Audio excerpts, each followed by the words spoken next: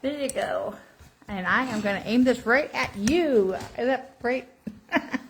Before he starts, there are flyers in there for my next month meeting in the middle of the table. Carol, if you want to pass those around. I actually have Scott Marks and Pete Moore coming. They're from Opera, which, yeah, they're hilarious. So hopefully it will be a good meeting. Are you guys familiar with Opera? May? Oh, thank you. Are you familiar with Opera? No. What does Opera stand for? I don't remember what Opera stands for. Ohio Provider Resource. Ohio Provider Resource Association. Okay. It's kind of like the art of Ohio, but they do a lot of the government watchdog stuff. They go to Congress, they fight for raises. They're more political side, and the art's more on the heart side. Oh, okay. That's how I would describe them. If I lost this pen. Yes. I will make you go back to Columbus and get me more pens if you lose my pen. Okay. It's from the Container Store. So, okay. If you want to talk, tell us about you. Sure. Well, good evening, everyone. My name is Jesse Wyatt. I'm the Bureau Chief for Long-Term Services and Supports at the Ohio Department of Medicaid. Seems like there's probably people with different amount of experience with LTSS. So in my area, we have different kind of areas within my bureau. We oversee nursing facility policy and rate setting. We have oversight over home health, private duty nursing, and hospice care.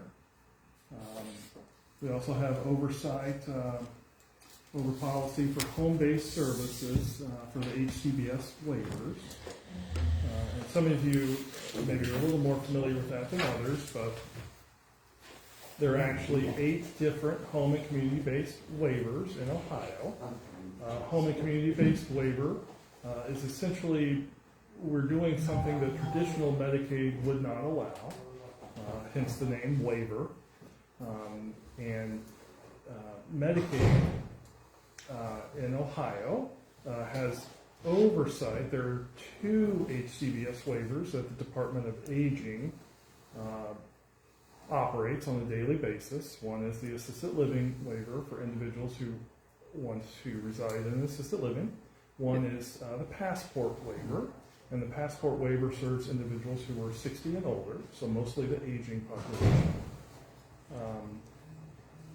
The Department of Developmental Disabilities has 3 home and community-based waivers that they operate on a daily basis. The ODM, the Department of Medicaid, again provides oversight over. They're the self waiver for self-direction. That's the IO waiver, the individual options waiver, and the level 1 waiver.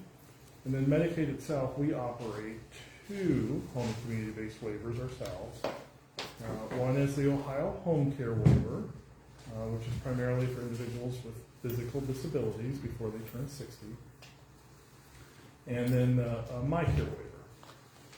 And the My Care Waiver is the only one of these waivers that is a managed care waiver. The others are all fee-for-service.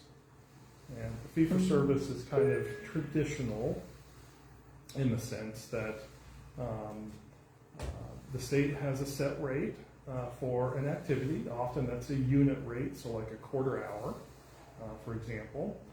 And then if the provider, let's say, delivers 2 hours of care, then that's 8 units a quarter hour, and so they get paid 8 units at the fee-for-service rate. Managed care, the state pays what's known as a capitated rate, a monthly rate per member. So if the managed care organization serves 10,000 people, then for that month they get what's known as a PMPM, a per member per month capitated rate for that member for the whole month. And managed care is responsible, that organization is responsible for comprehensive care. So the entire gamut of services, which can include what are known as state plan services, what people think of as traditional Medicaid. Sometimes people refer to it as card services. These are things like home health, hospitals, physicians, physical therapy, nursing facilities, a lot of traditional medical care. But the MyCare waiver then also provides waiver services, not just that traditional Medicaid. And it really essentially provides any service that's offered on the home care waiver or the passport waiver or the assisted living waiver. And it's operated only in 29 counties, and it's only for dual eligibles 18 and older. So it's only for adults, and one has to be dual eligible, and a dual eligible is someone who is eligible for both Medicare and Medicaid.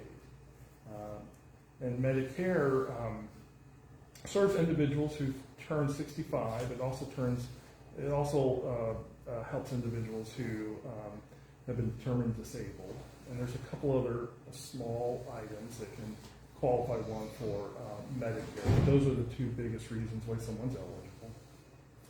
And so MyCare in those 29 counties, if you're dual eligible and 18 and over, then if you were already on the passport waiver, the home care waiver, or the AL waiver, and you became dually eligible, then you would be moved from that waiver into MyCare.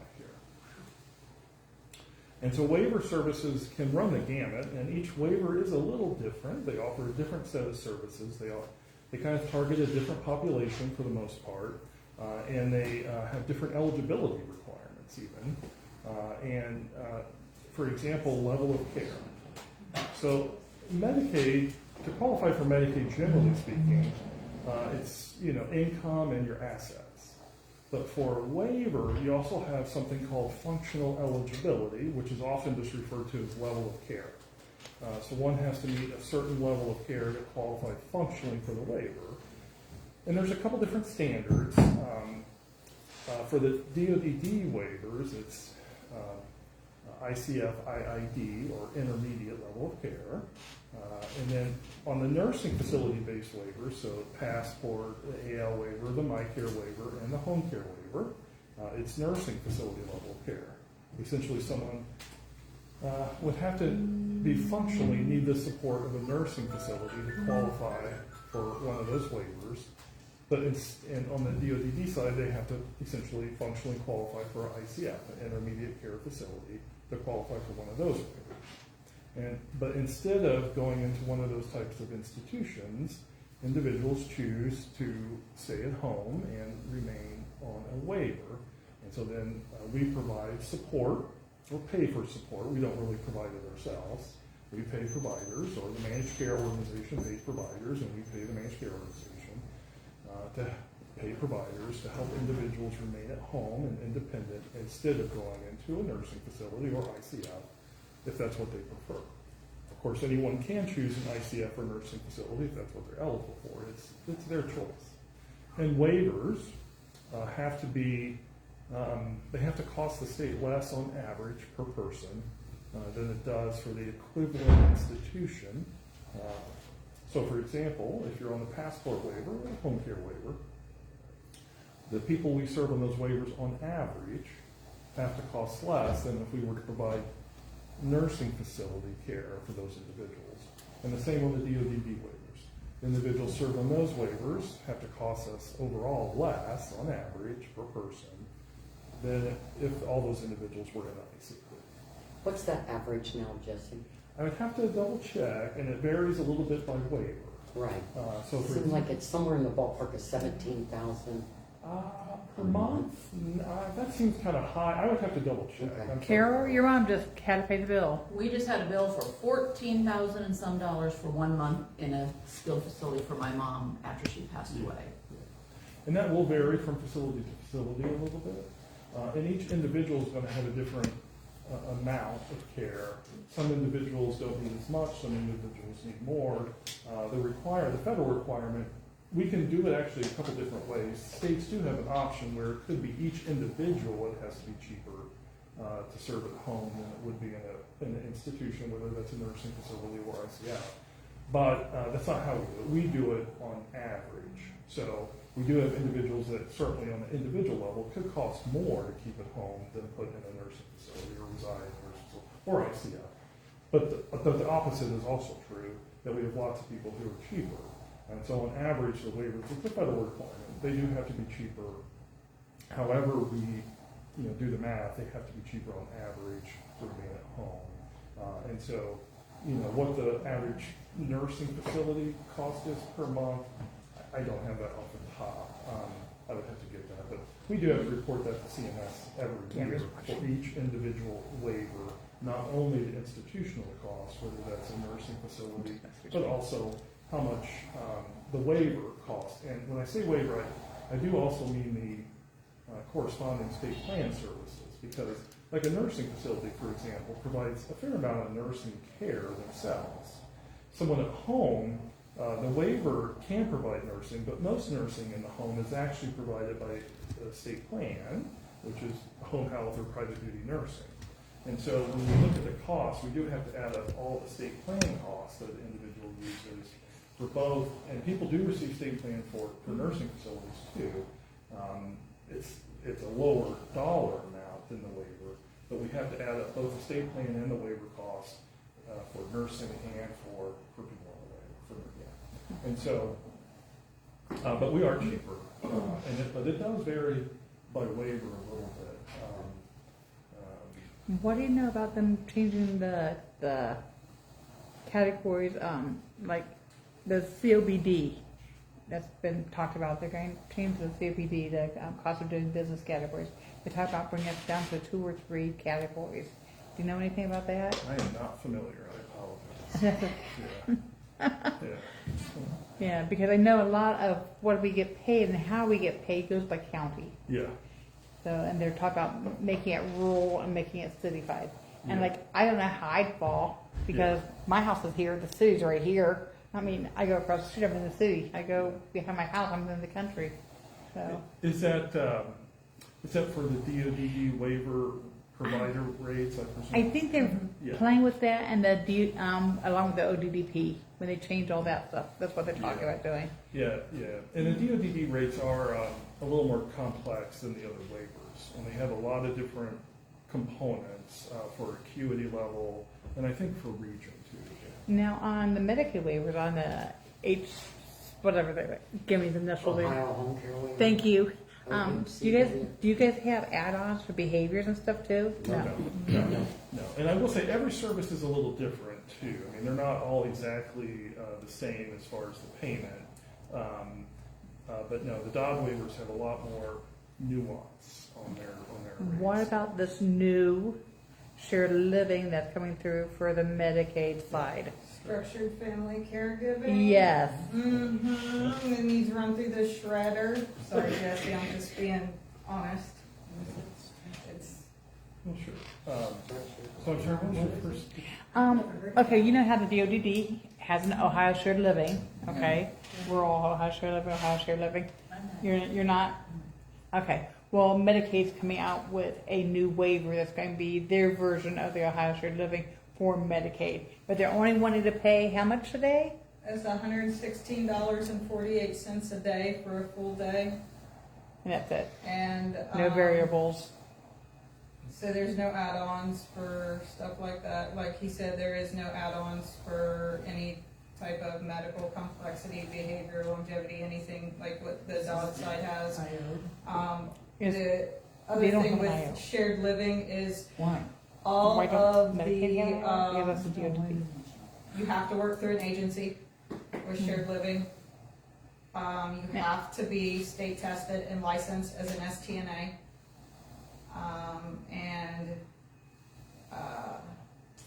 Now, what waiver do you have? Do you- Ohio home care waiver. Okay, so you're not on DODD, you're on Medicaid side because Yeah. your child's medically fragile. That's Yeah. my term. I don't Yeah, know yeah. what they call it. Yeah. Okay, Yeah. that's what I thought.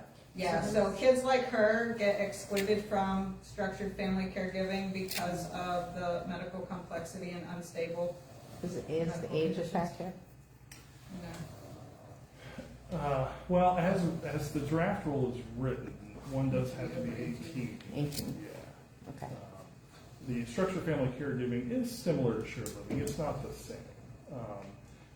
They are similar because they're both living caregiver services.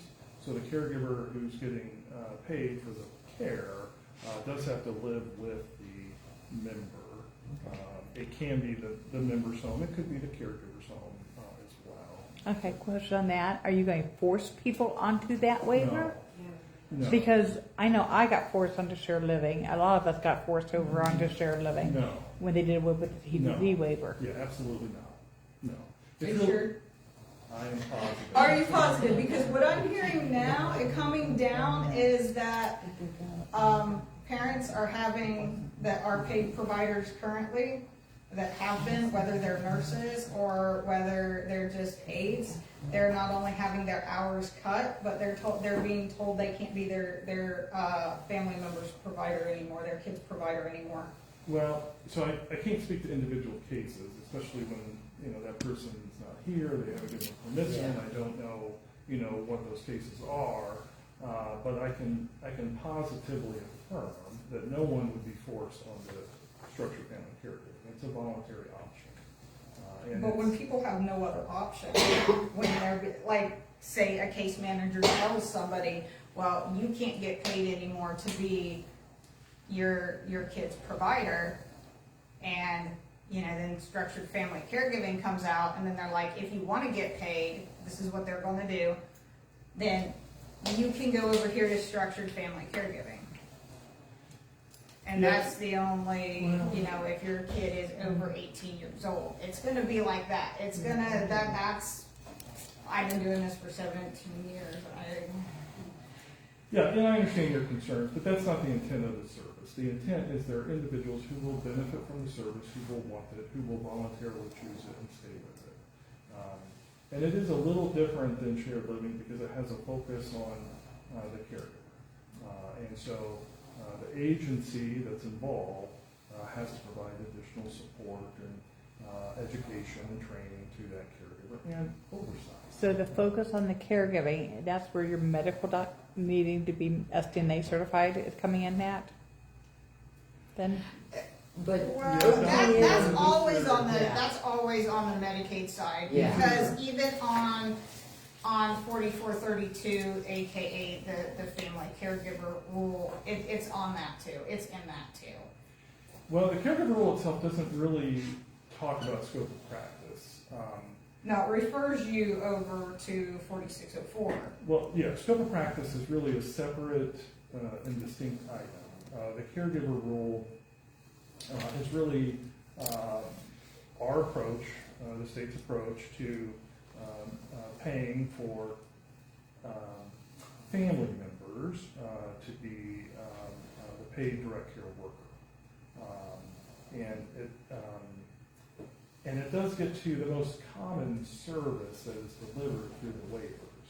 Now, like I said, a lot of individuals do receive nursing.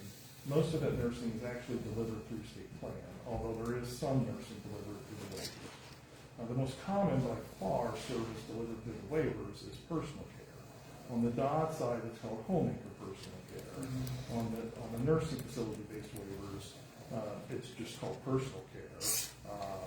There's a little different terminology used often between the two kind of systems, but it's very similar. The population served can be a little different, but that is by far, it's not even close. I mean, that's the service that we pay for the most. That's what most of the money goes to for waiver services. Now, there are a bunch of other waiver services, really quite a few. And for the most part, DOD, their waivers have more options, especially the IO waiver, than the other waivers, especially on the nursing facility side. But far and away, homemaker personal care or personal care is what's delivered the most through actual waiver services. Certainly structured family living on the DOT side is not a small service either. Structured family care, what we propose, is similar. It's probably the easiest way to compare it if one is familiar with shared living, but it is not exactly the same. Where I have seen it used, where members are really very happy with the service, the profile that I've seen that it can help is often an individual who is aging and likely has dementia and really cannot live alone, that may not need a lot of nursing, but they may need some, but, and so the family member works outside the home, and they're not ready for that parent to be in a nursing facility yet. They want to keep their loved one at home. And so often what happens is by them being able to be the paid aid for personal care through the agency through structured family care and the extra supports that can be provided there, they're able to keep their loved one in their home much longer than they would have otherwise. And often it's done in conjunction with adult day. So when that family caregiver goes to work, the parent would go to an adult day. Now that is not by any means the only scenario where structured family can benefit someone, but it is the most common scenario that I have seen. But it's a new service, it's completely voluntary. There would be no requirement that anyone select structured family caregiving. So I've never heard of this. yeah, so, many waivers, well, and that's a good question, because many services on the waivers have really been around for, 3 decades. And so, assisted living is actually a little newer than that, although it's been around a long time at this point. But structured family care is somewhat newer in the waiver world.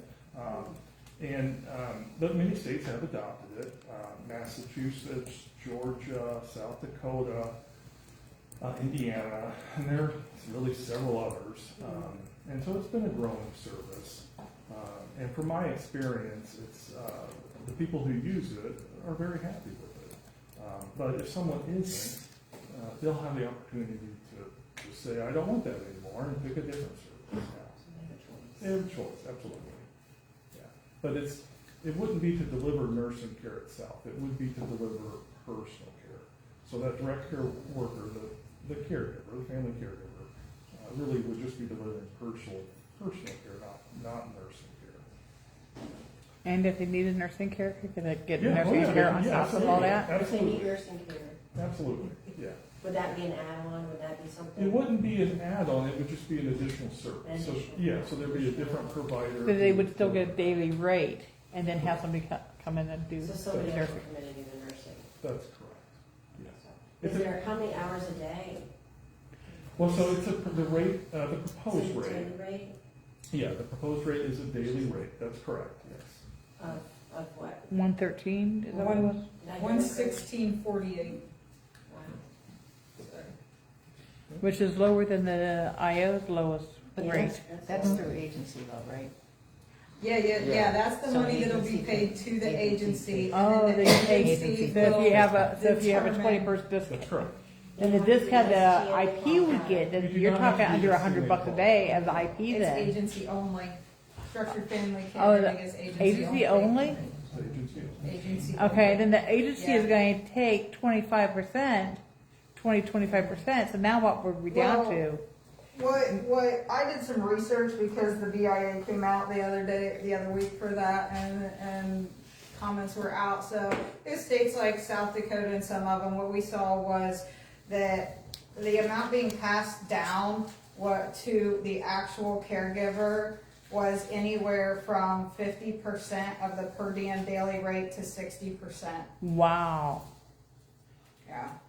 So you're talking about someone trying to survive and support family on less than And then when $70 you- a day. When you look at what is it, T1019, which is AUK for yeah. what that T1019. unit rate is versus what the daily rate is, it ends up being just slightly No over one's what going to 4 do hours that. would be. Right. And Yeah, I because- worry that the Yeah. agencies are going to say, this is gonna cost us too much money for the oversight and Yeah. all of the support that they have to provide, and they're not gonna wanna do it. It's certainly a possibility. It's- Again, it'll be a voluntary service. No one will Right. have to use it. I guess I just want to point out to you, Jesse, because you remember the first time you ever met me, and I told you my house went into foreclosure, and it $13 an hour as a Medicaid provider. 6 months to get Molina to pay me. at $116 a day, why would anyone, and I have a client living in my home, why would I say, give me this, and an agency's gonna take a cut of it, versus even the Medicaid rate of almost $23 an hour? Yeah. Why? If I could work 5 hours, I'm just so you know, because I see this as being an issue. Well, so we'll see. I mean, we will see.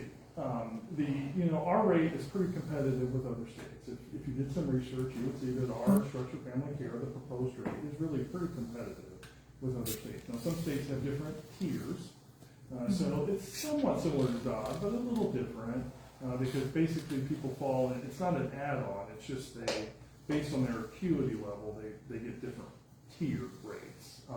So some states do it that way, some states just pay it per diem or whatever, but, so we don't have a tiered structure, just one proposed per And diem. we're probably never gonna have one. Am I correct in assuming that? Well, I certainly can't speak that it wouldn't change in the future. I mean, it is a new service, so Right. sometimes, it has to be calibrated. If it's not working, it could get calibrated in the future. That's So certainly. you just came out with this, so 5 years from now, when we're knocking on the door and we're going, Jesse, guess what we need? Now, come on, Jesse. Well, so another thing to point out is those states offer, in many cases, not every, I mean, it's competitive. Those states have personal care rates too. Right. And those personal care rates are also often higher than the per diem. But yet, those states have lots of people who use structured family care. And the reason why, I believe, but I'm speculating a little here, is not everyone gets 8 hours of personal care a day. In Right. fact, many people on waivers don't need anywhere near that. Right. Many people get like 1 or 2 hours a day, or even it's not every day. Right. And So for some, it will be an advantage. I mean, Yes. I understand. Yes, and every service isn't meant for everyone. It isn't Right. intended for everyone.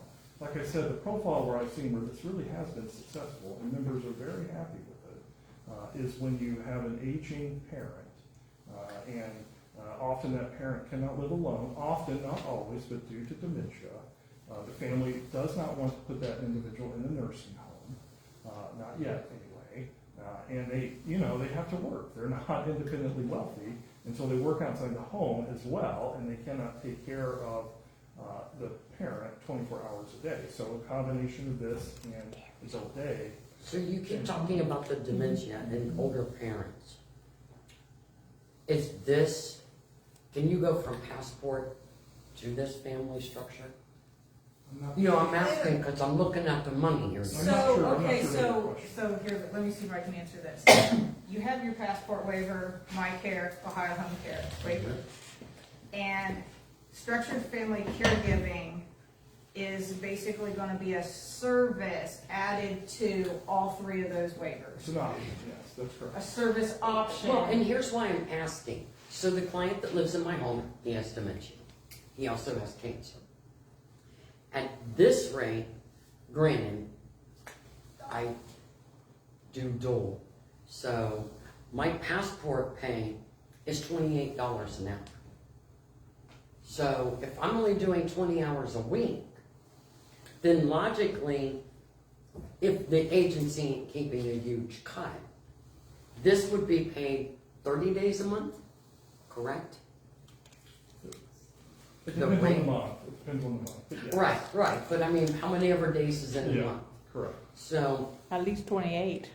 right, so I mean, you're talking 2,800 in a ballpark figure, without them taking anything or whatever, as versus maybe making 2,200 because you're only working 20 hours a week. So I can see a benefit to some people. I just wasn't aware that it went across all 3. It is being proposed on all 3 waivers. You wouldn't cross, it's just if Or, you're, right, if if you're you enrolled do in one of those passport, 3, yeah, if you're yeah, enrolled in passport, and this is something you want to try, it's an option. You have available. access to it, Yeah. basically. yeah. Yeah. Yeah.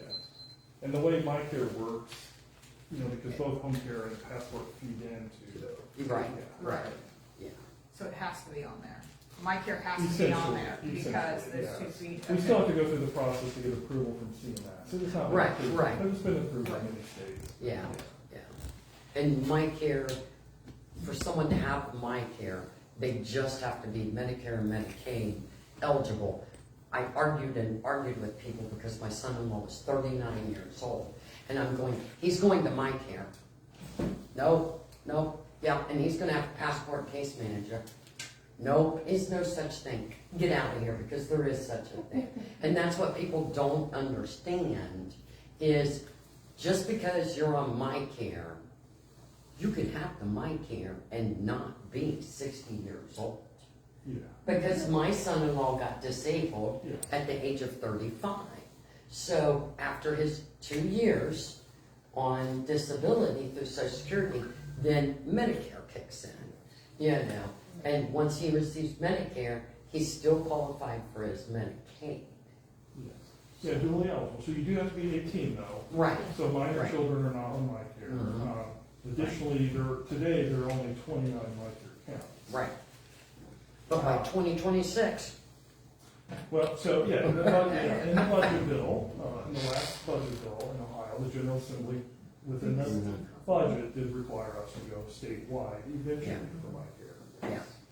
But today, it's in 29 counties, so I'm not 100% sure if this is a my care county or not, to be honest. So in 2 years, all the counties will be in my care Yeah. in 2026? Well, we have not stated exactly when it will be statewide. We do have to transition my care, because my care is a demonstration, okay? It's a federal demonstration. Right. It's not a permanent program. And CMS, our federal partner, the Centers for Medicare and Medicaid, have decided to end the demonstration. Okay? So the demonstration does end December 31st, 2025. So what we can do, and what we're planning to do, is move to what's known as a fully integrated dual eligible special needs plan model.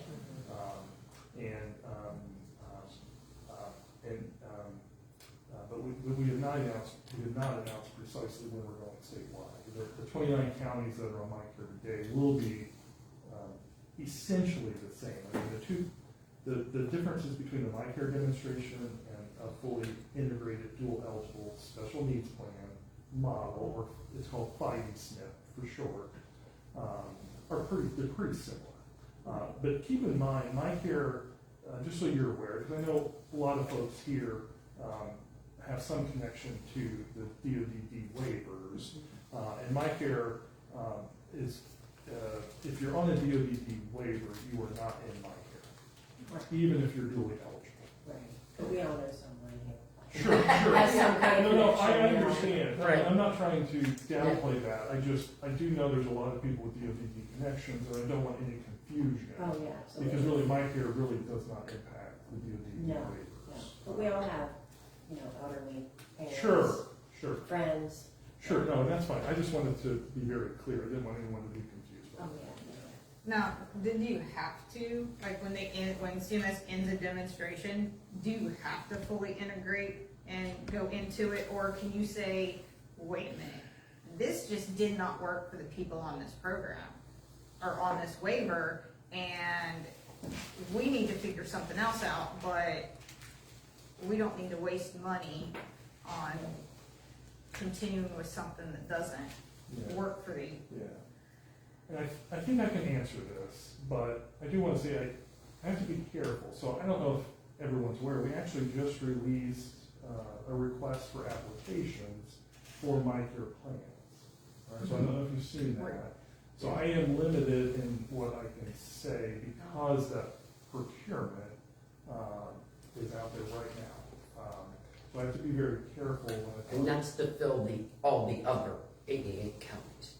Well, that would be for the plans. So today there are 5 my care plans, health plans within Yeah. each care.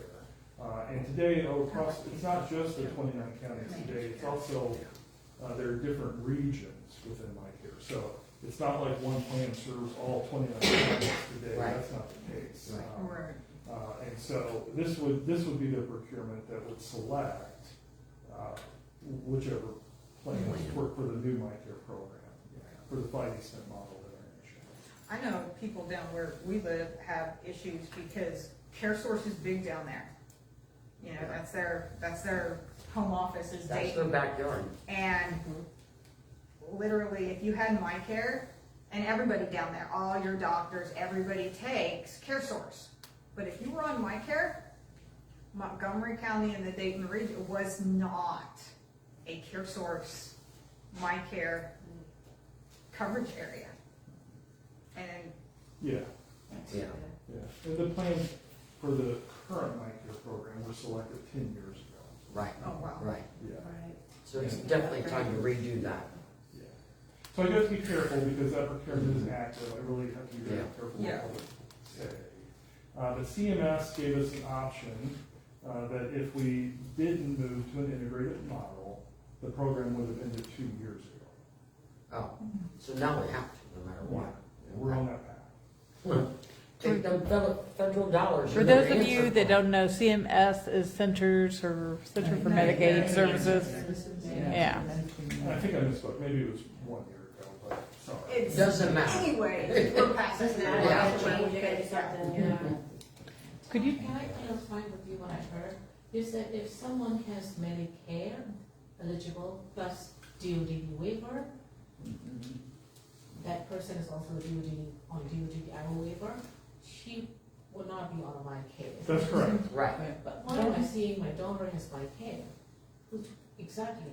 Is she, She would She's be- an Iowa waiver. Yeah, I can certainly give you my email address and we can take a look at it, okay? But if she's on the DOD waiver, she should not be in MyCare. Now, what people can select, because we have two managed care programs in Ohio.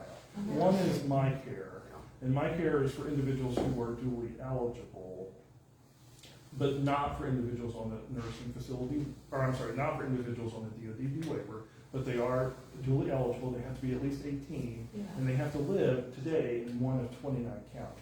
If any one of those things is not true, then they really can't be on MyCare.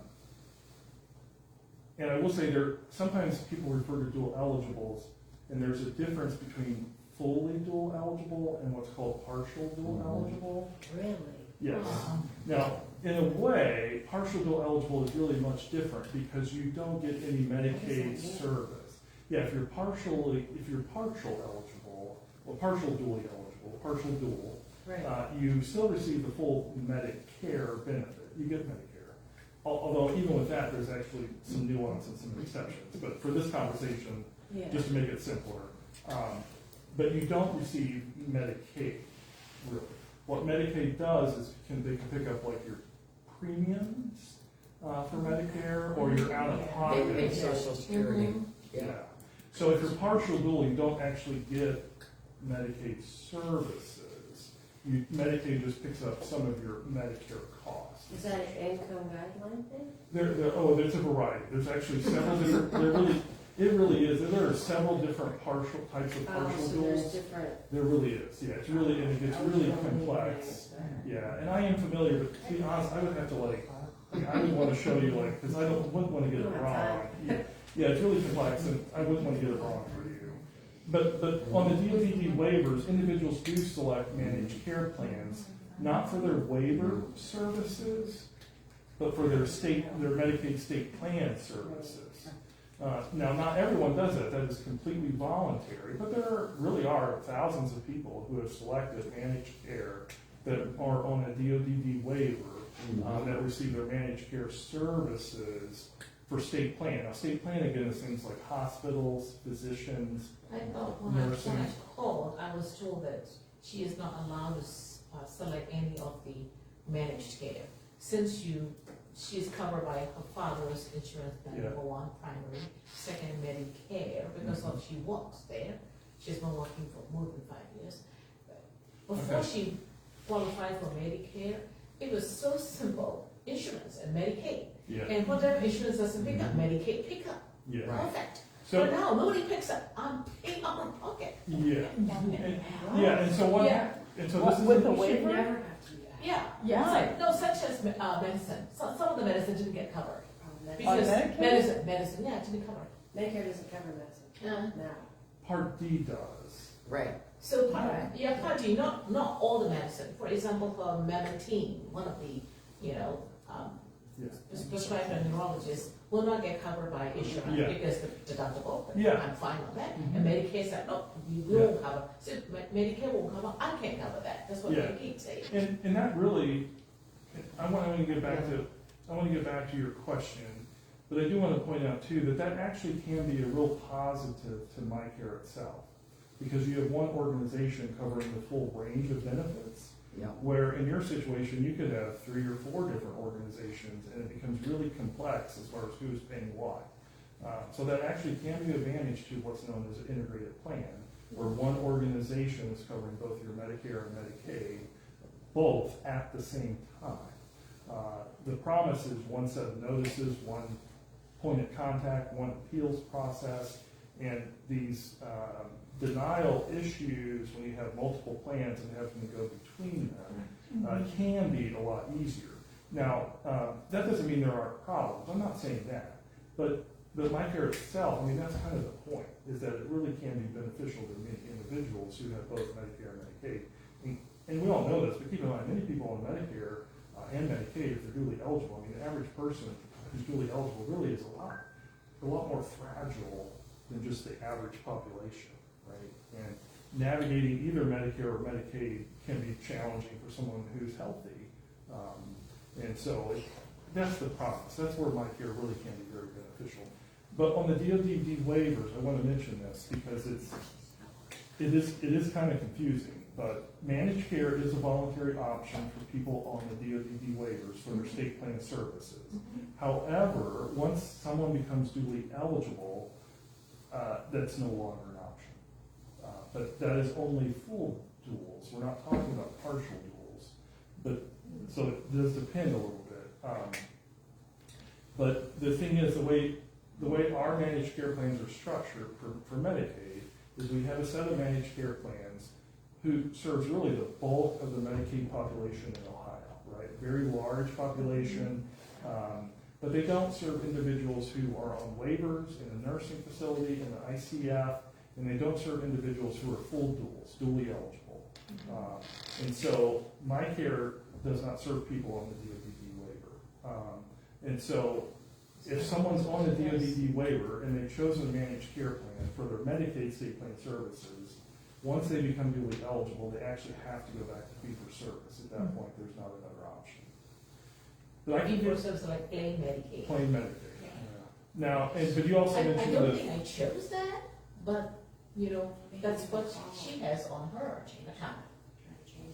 See, I didn't If understand. you want to, I'll give you my email address and you can email me. Yeah, and we can figure it out. I mean, All the cookies, she's gonna be broke.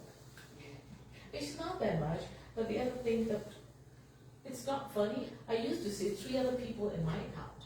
So I emailed them, how am I seeing 3 other people with personal information in my account? Can you take them off? So I wrote them right away, and within a week, they said, I took it out, and I still look at this morning as one person still left. So I wrote another email, see what happens. yeah. That's how Hitler wrote all over it. Everybody's I don't know. information. But I'll give you my email address. That would be wonderful. We can certainly. See, I didn't understand when Eric went to Medicare, and I had to go down, I picked a plan, I said, well, I want him to keep straight Medicaid. I didn't understand that once you go on Medicare, you have to go on whatever Medicaid plan that Medicare plan is. No, you don't. We're You don't? not. I could not keep straight Medicaid, I got street Medicaid from my boys. even with his Medicare. Medicare. Because we went to the office and I he, have straight Medicare and Medicaid for him. Yeah. well, From what Chris I said I couldn't understand- have straight Medicaid, and I did not have straight Medicaid when we were in his office last week. Yeah, because I asked him and he said, no, you don't have straight Medicaid anymore, you What do just, have? huh? What do you have? I have United. Oh, but you chose You United. chose. I chose United for his Medicare, It's but I a- wanted to keep his Medicaid straight, and you can't do that. It's a blanket, yeah. Yeah, Yeah. it's blanket. Well, for MyCare it is. Yeah. For Yeah. MyCare it is. Although you are allowed to, and we don't have a choice on this. It's a federal requirement. If you're on MyCare, so not a DoD waiver, but you're on MyCare, you can select a different Medicare plan if you want, or you can select the Medicare fee-for-service if you want.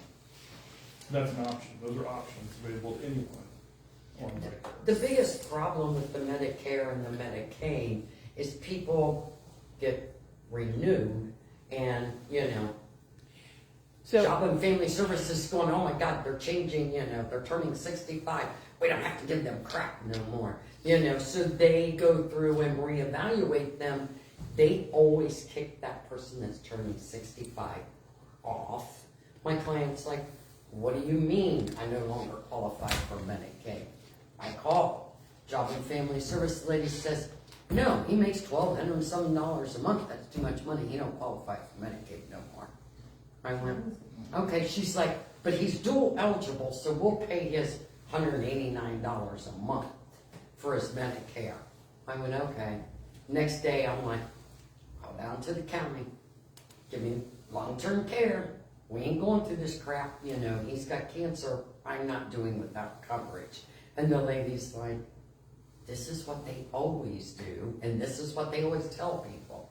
So anytime someone switches to Medicare, you need to call and make sure they did not get I knew I had a peanut. You need to make sure they did not get kicked off of Medicaid. That is a priority to make sure. And that's nothing that you guys can handle because that's Job and Family Service. Right, yeah. Yeah. we'll talk tonight. Maryland long-term care, she's actually referencing that functional eligibility that I mentioned Right. earlier. If you're functionally eligible for a nursing facility or ICF, or the comparable waivers, whether it's AL, MyCare, home care, or passport, or whether it would be a DD side then for the comparison to that. You have to meet that level. You making noises? Well, I feel like I lost the thread on the last question. I forget where we're at, but what other questions do people have? This doesn't really concern anybody in this room because, I'm sorry, we're old. Children, young children that are medically fragile, very disabled, BCMH or something? BCMH. Yeah, can you tell us a little bit about what that is and how do they qualify, and is there a specific income for that? I'm not sure I'm familiar. BCMH? Bureau of Children with Medical Medical Handicaps.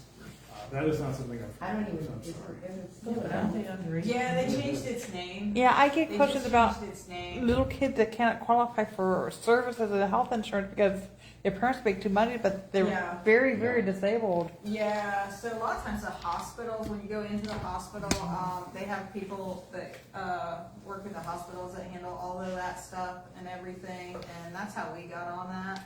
And Is stuff. that income based or not? Yes. I don't think it is. I don't think No, so. it's not. It's whatever your, whatever. This is diagnosis, no, they don't pay like. No, one they time. don't. They don't pay like one-time checking. Yeah, All the it- testing and. It's like, Yeah. it's based off of the diagnosis your kids have, and whether they qualify cannot for it get or not. continuous, do just it. one time. That was it. Yeah, ours has been continuous since she's been two, Just like that, yes. so. but I just know I get, Every year you have to go through the whole reapplication and all of that stuff, and it tells you on it, what they cover, what they pay for. Now, Medicaid has to pay their part first, and then they'll pick up Yeah, whatever. whatever Yeah, isn't your covered, last or if source. Medicaid denies it, it could be Or a any- service that's on their thing that they'll pick up and they'll cover it. Right, or any insurances, Yeah. right? So Yeah, it's not any just insurance. Medicaid. It's not just So Medicaid, whatever yeah. your insurance does not cover, as long as you have the application to BCMA, say it. BCMA. As long as you have the application in with them and they have approved you, you'll send your denial letter from your insurance or Medicaid to BCMH. They pick up the difference. Yeah. What did they cover pick it. up? Let's Is it say. services like speech therapy? Yeah. Yep. and- Well, They do. Yeah. I was just asked this question the other day Yep. when I took Tyler to the Mhm. doctor. Plus, somebody asked me that question. I'm like, you should know this answer. speech, physical therapy, occupational therapy, orthotics, hand and foot orthotics, diapers, dental, doctor's visits, sometimes medications, G2 formulas or special oral formulas. Yeah. And where do you get this application at? Because The hospital. the hospital Yeah. has it. Yeah. So you just walk into the hospital and ask for it? You need to call and ask for somebody with BCMH. But don't they age out then, like at 22, I think it is? 21, 22. Because Yeah, they Destiny's age out. children, yeah. Aged Yeah, up. they age out. Aren't you thankful that you don't deal with the little Not kid, Jesse? area. Jesse's going, yes, keep on talking, people. I had a provider from Ohio State, one of Tyler's providers, and she's like, hey, come here, I have a question for you. She's like, what is this and how do I get in touch with it? I'm like, go ask your provider, your other colleague, they should know. Yeah, I have a grandmother that has a grandchild, and they're struggling, and I said, have they applied for this? Well, I don't know, well, I didn't know anything about it, so I said, I know I've heard about it, but Yeah. You that's always as try far to as I get go. somebody when they ask for help. Especially That goes for straight back to under your structured family. A lot of these people. Well, this don't children has a know. cuff palate and a bunch of other things, So, and they've never I been can offered anything, see so where- probably the patient coordinator at the hospital. I guess the issue that I have with all of this, Jesse, is the structured family. So we have to be STNAs. Ohio BCMH, it's on, You don't you can have apply for it online. You can apply for it? Thought Can you the send me a rules said website that. later? Let's wait for it. We do. Okay. All right. I tried to get her to come tonight, and she's, I'm gonna read the rule, you know me.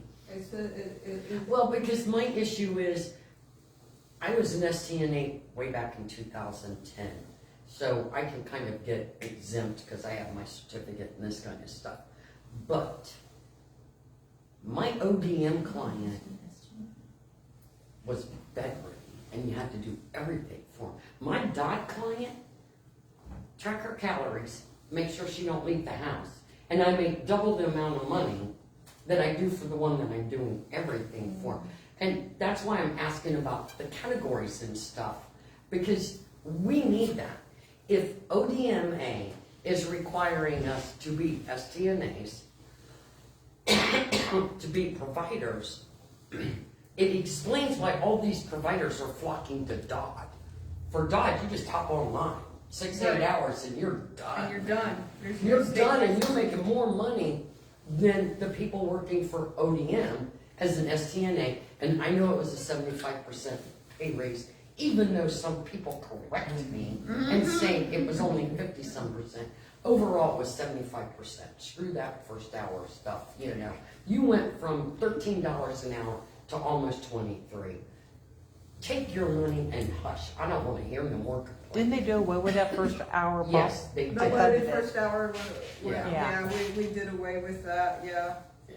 Yeah. It depends on the length of visit, but, Yeah, so Right. waiver nursing is still a loaded first hour and their units didn't go up. Some of the waiver stuff that was actually paid out via waiver got huge increase on the loaded first hour and not units. But then on state plan, everything was the units and stuff, so it well, was, for PDN.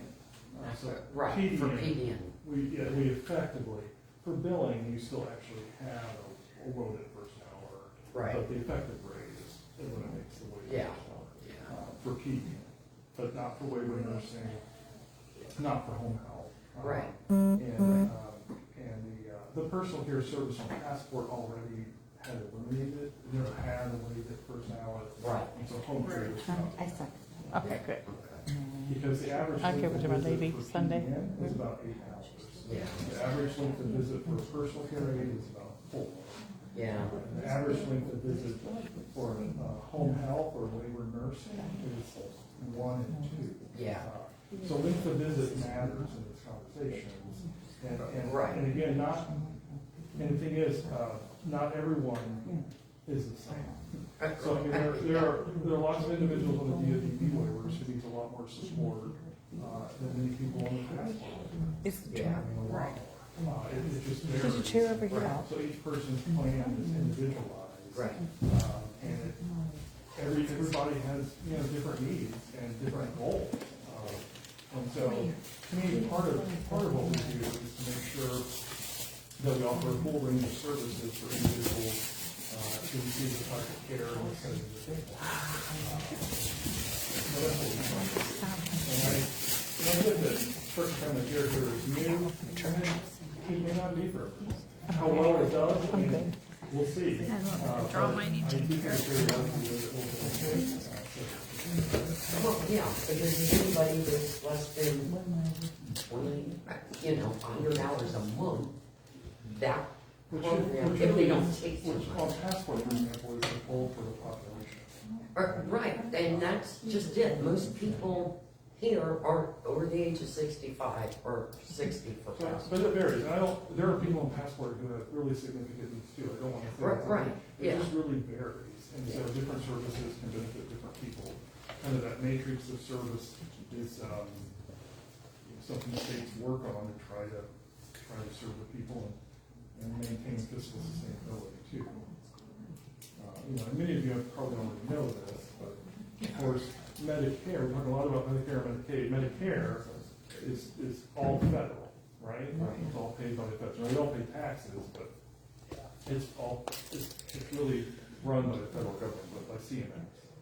Medicaid is really run by each state. And we have to do it within federal requirements, and we have to gain federal approval. But Medicaid really is run by each state. And because of that, each state contributes really a significant portion of the state's budget to Medicaid. Medicaid is the top 3 in every state budget in the country. Typically, education, Medicaid, and the justice system are typically the 3 largest line items for every state. So Medicaid is not a small program, it's quite large. And unlike Medicare, the state itself picks up a significant portion of what's paid. Is there anything else Medicaid is changing that I don't even know about? Are they changing anything out? I didn't even know about the structured care Yeah, and so change. the option, and so it's not approved yet. Where it's at right now is we have a rule that's going through the business impact analysis and the entire rulemaking process. And we have an amendment that's been submitted to CMS. And so we have to have both, since Medicaid really has both the state and the federal share, every dollar, and the feds pick up, for a service, the feds pick up the majority, but the state still contributes a significant part. So we have to have both authority from the state and the Fed. So we have to have this rulemaking process go through, and CMS has to approve the addition of this service to those 3 waivers. So we use, there's different levels of involvement. Some consumers are very involved, some are less, and there's folks all the way in between, right? But we do send out notifications whenever we're doing a new rule or whenever we're doing an amendment on the waiver. You just have to go to our website, sign up for the listserv, that's all, and you'll get notified. But again, those services are not proposed for the DODP waivers, just for the nursing facility level base waivers. And again, it's a service option. So, like the Ohio Shared Living waiver, when they go on, whatever the name of the new waiver thing is called, and I think I have to go through a 84 question paper for determine their care, similar to the ODDP, which we're fighting. Well, so service planning, you're kind of get to what I would call service planning, and that varies a little bit depending on the program. On the DODD waivers, the SSA, the County Board of DD, does the service planning for individuals on those waivers.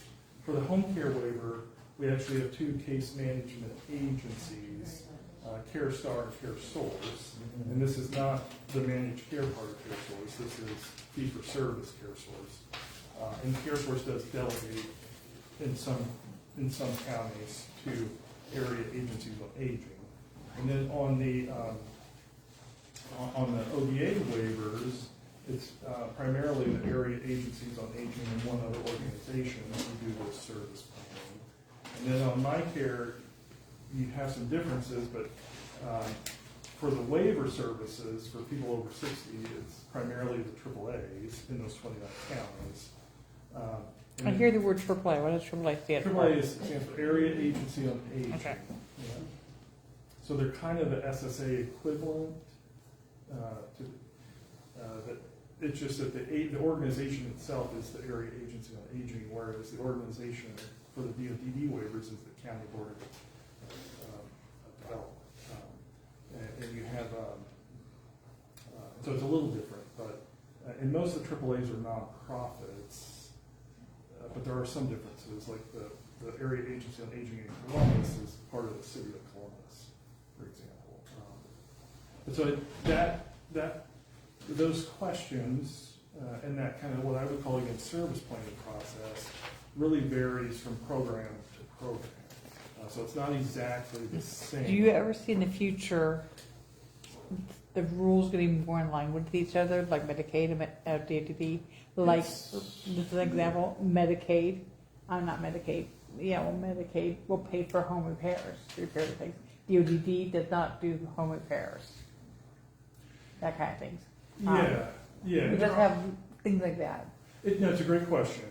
There are some differences, and sometimes those differences are, there for different reasons. They are different populations, right? I mean, on the DOTD waivers, you may have someone with a developmental disability and intellectual disability. On the home care waiver, you may have someone who don't have those type of disabilities, but do have a kind of a physical disability. And then on the passport waiver, they may not have a disability at all. They just may be aging, and some of their function is no longer there that they once had. And so the populations itself are a little different, and that can drive differences in the program. Is that the reason why all the differences are there? In the reality, I don't think so. I mean, to some degree, you just have some fragmentation. You have different people kind of in charge of the programs. You have different funding in some cases for the programs. You have different partners in the program, and sometimes those things can also drive differences. Sometimes it's not that either. I mean, sometimes there can just be political differences because sometimes you may get a bill that focuses on the developmental disability population. Sometimes you may get a bill that focuses on a particular one waiver even.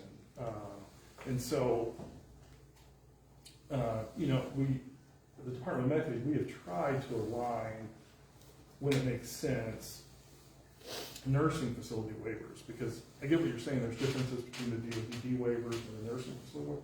There are differences between the nursing facility waivers alone. And so we have tried to work on that. Like sometimes you'll get a passport rule that's different than a home care rule.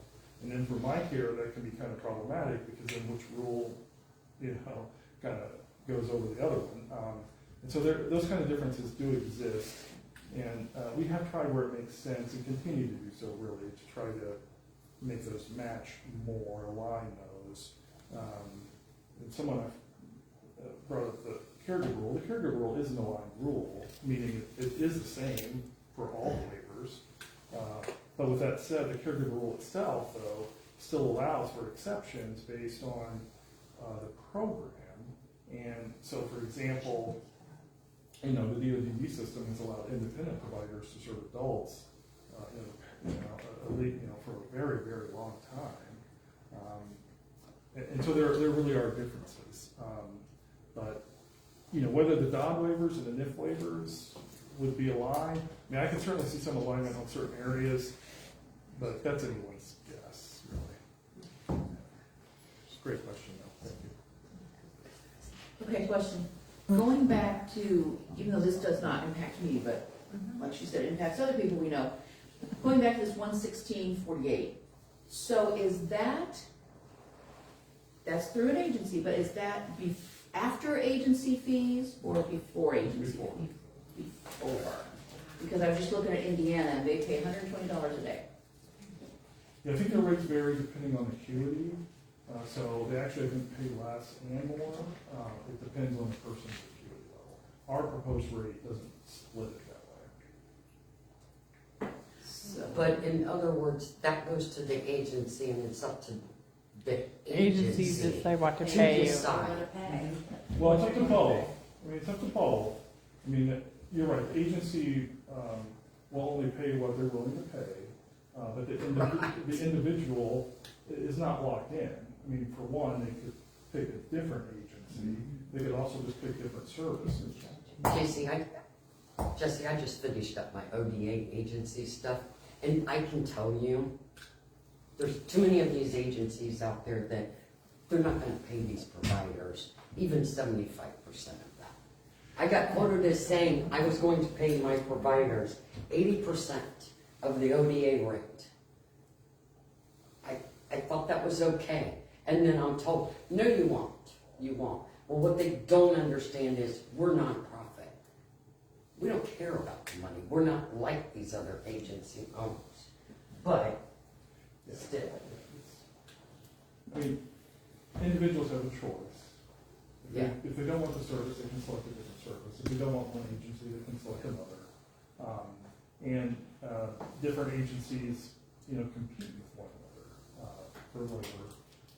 And they do. And there are advantages to agencies over independents. I mean, with the agency, you should have a backup. With the independent, you may not. There also can be a lot better oversight of the employees of an agency when the independent may have none. And I do understand there are many great independents. So don't get me wrong, there are advantages to independents as well. But there are bad ones too. When you have a bad one, often it can be much worse than a bad agency because that's the only person there is. And we see it. So it does, there are advantages and disadvantages to either an independent or an agency. Don't get me wrong, there really are. Yeah. And Ohio has a really pretty robust independent agent. There's a lot of independents available out there, especially in the DOD system. There are quite a few in home care and for PDN as well. There really aren't passport, not this personal care, because they don't offer independent. Right. Yeah. I mean, we honestly, so she's been on home care waiver since '07 when she came home. And back then, I never had a problem finding a provider. If I fired a provider, if they quit, the next week, there was another one that I was interviewing, and we were going through the process and getting them hired on and doing all that. And we saw stuff change going into like around 2012, 13, when Medicaid switched from Chrissy to Mintz. We lost 8,000 providers statewide. Now, I told them, I have emails that I sent to Medicaid that said, when they said we're gonna switch from Mintz to this new, PMN. And I said, throw the brakes on. Remember what happened when we switched from Chrissy to Mintz? And people didn't get paid. Providers walked out the door. They said, you have to check your system first. You can't roll it out statewide and go, ooh, okay, here it is, wham, there you go. And then I said, you need to select an area and roll it out in a small area first. Find all the bugs. And then fix the problems and then roll it out statewide. Did they do that?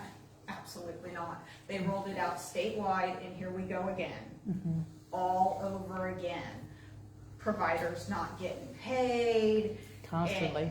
Constant. For weeks. Oh, we were I mean, we had, I was hearing, I'm sure you I'm were- still hearing, yeah. months.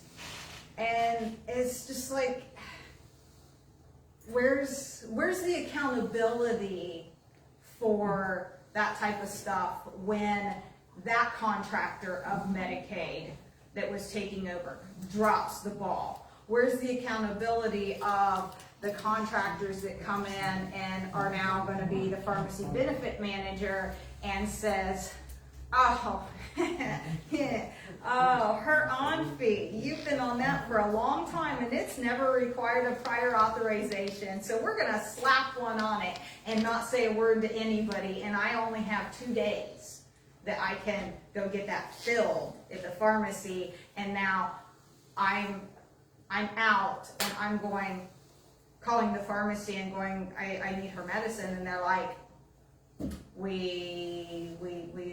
they told us it needs a PA, and we sent that to the doctor, and it's Friday or it's Saturday, and I'm like, it never required a PA before.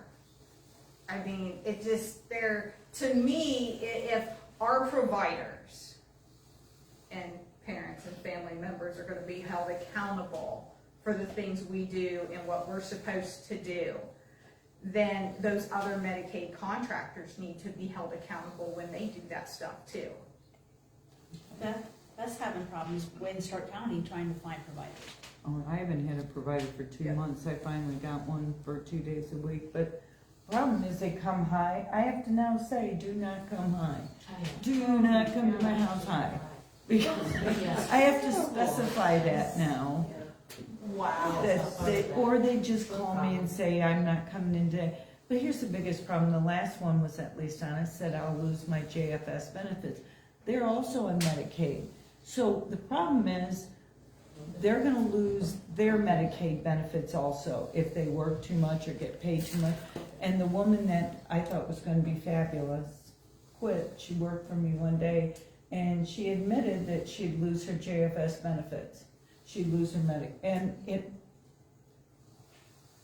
honestly, I don't know if you guys have anything to do this. I don't know why we can't get providers under one umbrella and offer them insurance that's much cheaper and get them off of Medicaid and get them under an umbrella like the unions do. So they can be offered low insurance and then they will work without worrying about their own benefits.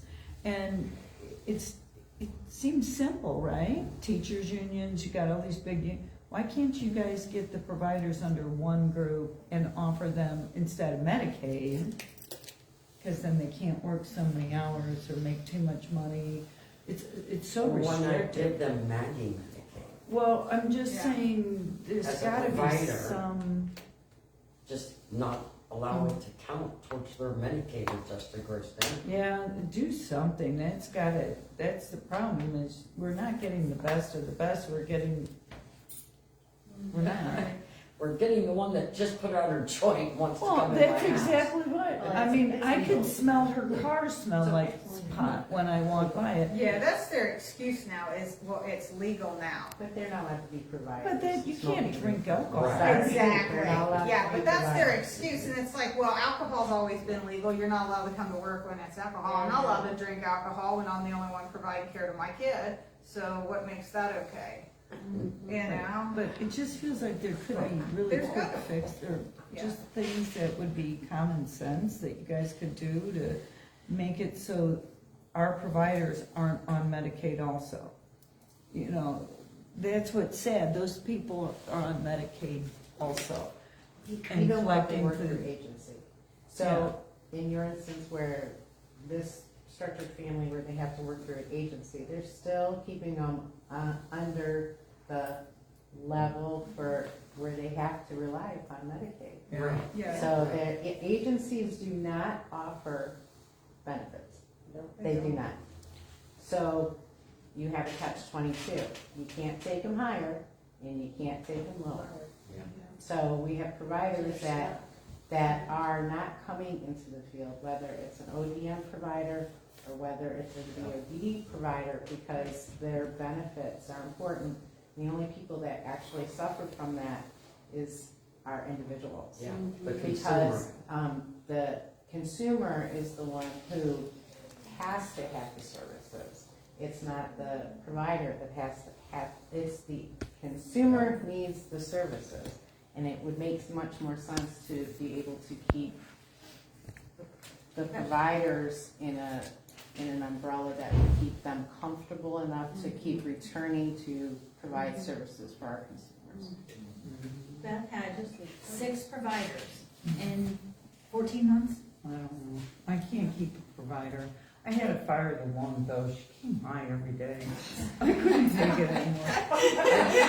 I mean, to the point where she'd curl up in a blanket.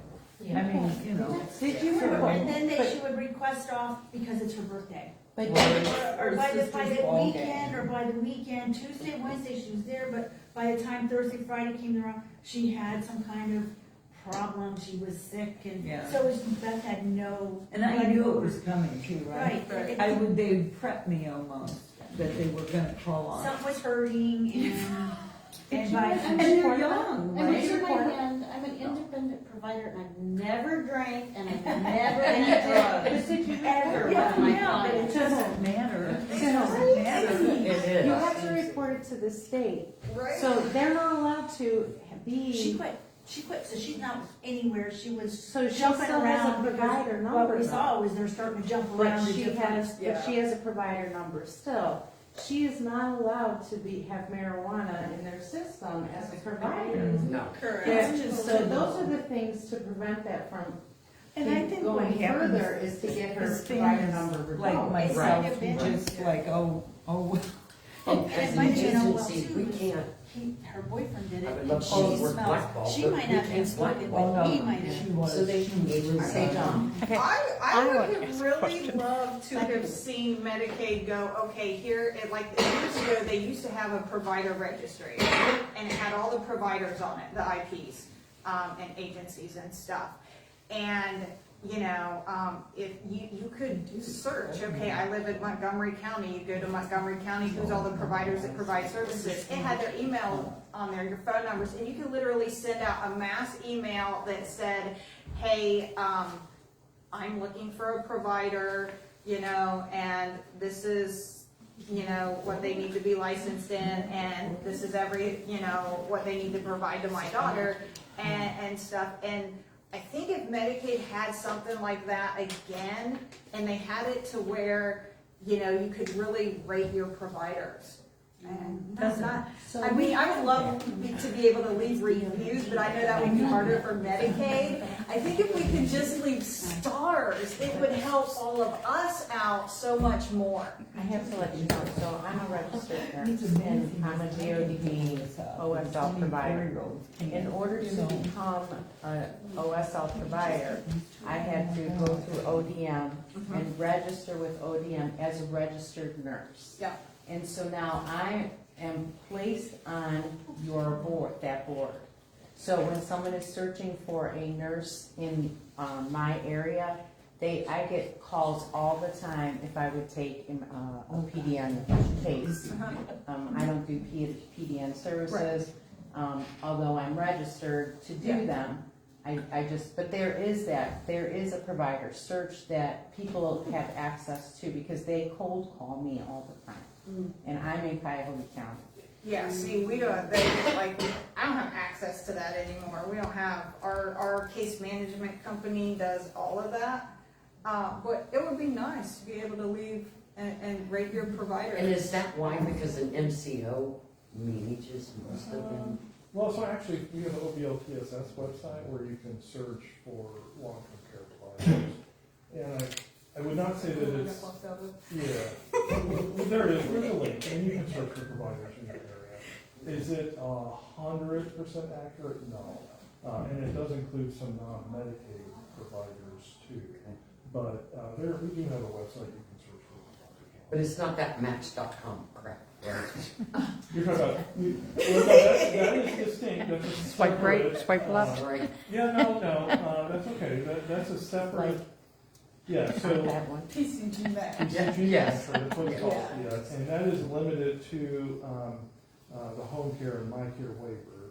It wouldn't be for passport or the DOT Right. waivers, but you can try to find a provider to meet your needs, or vice versa, a provider can try to find a member. And there has been some success, it's just small. Yeah. But so this is, and for those who don't know, this is, we received some grant dollars some years ago, actually, to fund different workforce initiatives. Right. And this is one of the things that we tried to do. And there has been some success, to be honest, it's just. Well, and I guess my thought is, okay, so let's say there is some success with the PCGmatch.com. I think that's a good model for DOD people that's looking for providers, possibly to go in there, interview some people, see is it worth me taking my time to get them certified as a DOD provider? Because we know those are all Medicaid providers on PCG pretty much. Well, yeah, we purposely have limited it to the home care waiver and the MyCare waiver. Right. So there certainly could be a DOD provider who is also a home care or MyCare provider. Right. Yeah. Both or all three. But it would not, today, it would not be open to someone who's only a DOD provider. Yes, but what I'm saying is, does a consumer have to identify themselves to searchmatch.com? As a provider, yes, I have to put in my Medicaid number. Does a consumer? I would have to be honest. No, I'll be honest with you, I would have to go back to They the don't. tax. Okay. I'll just be honest, because I got one of each Okay. account. So let's just clear it there. I would And have- you I would send me have to your go- bio do yet? not. So that is You send your something me your that bio? DOD Yeah. will Okay. could go on and look for a provider. I got Well, Especially if they needed a nurse or something like. right. I'm going to interrupt you in a minute because Cindy has to leave, right? Yeah. She is going to be my speaker in September. Oh. So we're going to be talking about family delegation and medical delegation and cert one, cert two. She's not teaching a class. She's going to talk about the different things in the papers and stuff. So, That'd be great. yeah, she's from Cleveland, so she needs to take off and go home. It took me an hour and a half to get here because of construction. I couldn't get past Mayfield. She got stuck at 76 from Columbus, and you got stuck in I Uniontown. was So, got yeah. stuck right as I went to get on the freeway by my house, and I saw it, and I was like, oh, I'm not getting on that. Let me take the back roads, right? So I took the back roads, ran right into it. Right smack, I went 15 minutes out of my way to run right into it. I was like, everywhere. So, I'll talk to you online. yeah, Marissa only has. Those are yours. So I do have Marissa one only has fair question. Yeah, I got A mine. Yeah. big problem with Medicaid providers, right, is dentists. Like, our people have the worst teeth, and nobody wants to take Medicaid. Yeah. I'm fortunate, I pay for Alyssa to go get her teeth cleaned twice a year, and I paid for her to get braces. I'm able to do that. There's a lot of families that can't, and their people's teeth are so bad, and no I dentist see wanted to them. take them. Yeah, And then that really causes easy heart to disease and other And problems. brain it's like, problems, everything, what yeah. can Medicaid do about upping the dollar, encourage dentists to take? I Yeah, have seen because so many people in the group homes that have rotten teeth yeah. that like, To me, it's just like, yeah. And why do you have to drive maybe 2 counties away to find a clinic that will take them? and it could be months, some of these people, and they could have, it's really a very sad situation. Give her stuff in the office. Oh, I'm saying, but most people, Oh, yeah, and once they They turn don't. 18, forget You're about stuck. it. but Because, that is a big problem. You can find The doctors, DLGT but not communities. dentists. yeah. And I also want to say, I see a lot of these kids are under guardianship official where they pay for it to have a guardian that don't have parents. And their dental work is totally neglected. Well, I can speak on this one. I'm speaking because my daughter doesn't have 2 front teeth because no one would. She was over 18. She was 24. She didn't fit in pediatrics. She couldn't go to pediatrics, although she sees only pediatric specialties, and she couldn't go to adult because she was seen by pediatrics. So she fell, fractured her 2 front teeth. It took me a year to find a dentist to even remove the decaying. She fractured them at the root, so it was underneath the gum. They were fractured, so they needed to be removed. Medicaid would not pay for it. Medicaid said it was cosmetic to have those decaying teeth that were under her gums be removed. So Medicaid said. Other dentists said the problem is she has to be sedated, and when our people are sedated, on those medications they're only allowed to be sedated once every 6 months because of the way that the medication works in the body, it takes almost 6 months for that medication to be eliminated out of the body. So you're looking at once a year that they, to get sedated, to get cleaned, and any procedure that they need done.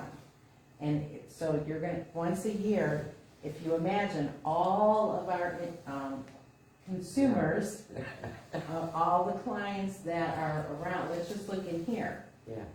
once a year, all trying to get in once a year. And we only have, like in Greater Northeast Ohio, we have Metro Health, they have a wonderful program. They've been the head honchos for a long time on that. But now they opened a new program where they can sedate in hospital setting and they can sedate in clinic. They opened a new clinic that allows light sedation in their clinic at Metro Health. There's a 1.5 year waiting list for It's a that. problem. These people. Yeah, got Local no dentists. Who can go from families that are having a hard time with finances, go to over Right. 2 counties? Why can't Right. each of our counties have more than one? When we have, Columbus, when Columbus is the other one. Medicaid Right. takes care of how many people in all our We have counties? Cleveland Clinic now. Yeah, so it's not just a Medicaid thing, it's the sedation, if they have to be sedated. The medication, they only can be sedated. And this is totally slightly. sedated. Totally sedated. Yeah, but I'm Where- just talking But about. like, even light sedation, now you have to find a clinic that can run light sedation. What we do, Right. what But- normal people go and do. There are some clients that Yeah. can go see a normal dentist, and Medicaid does cover it.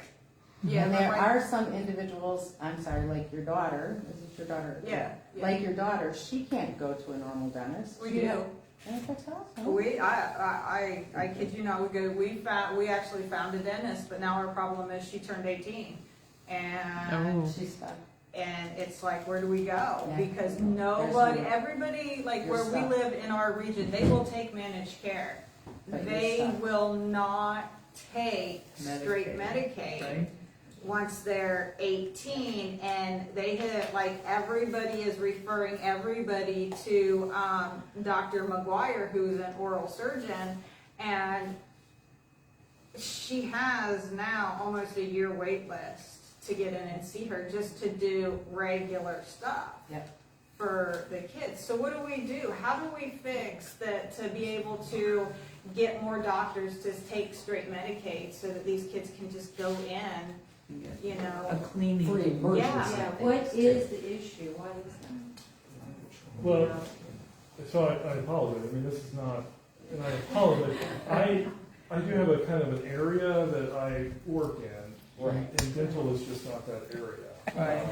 And so I do apologize, it's not something I know. We thought you knew everything. No. You Far should. from it, far from it. You've been there. No You've been there sense. trying to get everything. You go back and you tell them that this little group from Kent, Ohio is concerned about But it's dental not teeth. stuff. Dentistry I mean, has that's a always been huge an issue. Yeah, I mean, and I don't I have really know. 2 I- questions. I do believe dentists did get a pretty good rate increase, just, I believe, I mean, it's not, they did. again, it's not my They area, did. but I'm pretty sure they got a Yeah. pretty good rate. Yeah. But, Sorry, Thanks we for thought coming. you knew everything. No, I don't, I don't. you know, in Ohio, don't we have column A and column B as far as what they pay for? It could be, I Medicaid? don't know. I don't know Okay. the dental rate, sorry. No, I meant like services, what Medicaid will pay for, and then there's a column B that some states adopt, that they'll pay for more than, go ahead. As far as like what, state plan, Medicaid state plan services? Yeah, like. What you're I mean, even my required to regular pay for it insurance was counts that, optional. though. Yeah, but Yeah, because a couple years ago, they said, No, CMS came out and said, oh, we're gonna take transportation away, and that's gonna be an optional service that states can actually continue to Yeah. provide, but we're not gonna Okay. mandate Yeah, it. there are a set of services that Right. all states, if they accept Medicaid, whichever state has Right. Medicaid now. Arizona was the last state to. Why did they take the drug testing away for getting, to doing non-medical transportation, HBC transportation for providers? Well, I'm just wondering, because I failed the drug test the first time, I'll be honest, I failed it, I had just had knee surgery. And I still had all that whatever, in my system, I failed the drug test. They told me I had to wait a year Yeah. before I could apply again, or if I voluntarily withdrew my application, or if I let it go through and they failed me, I'd have to wait 5 years. I found out the next year when I went to reapply, where did I put my drug thing in? Because I waited a year because my health insurance paid for my complete physical. So that's why I waited for it. Because drug testing was almost $200 to have it done. I understand that's bad, but And I just want to make sure you're speaking specifically to. for HPC and non-medical transportation, you used to have a drug test. On DODD waivers. Right. I- Do you, because Medicaid doesn't pay transportation, We do pay for transportation. but it's- not as IP. We pay for medical transportation. Right, but you have to use a service. Yeah, so it really is kind of complex because the counties are actually responsible for the medical transportation unless you're on a managed care plan, and then they're still responsible depending on the number of trips and the distance gone. But Medicaid does pay for transportation, but we don't pay for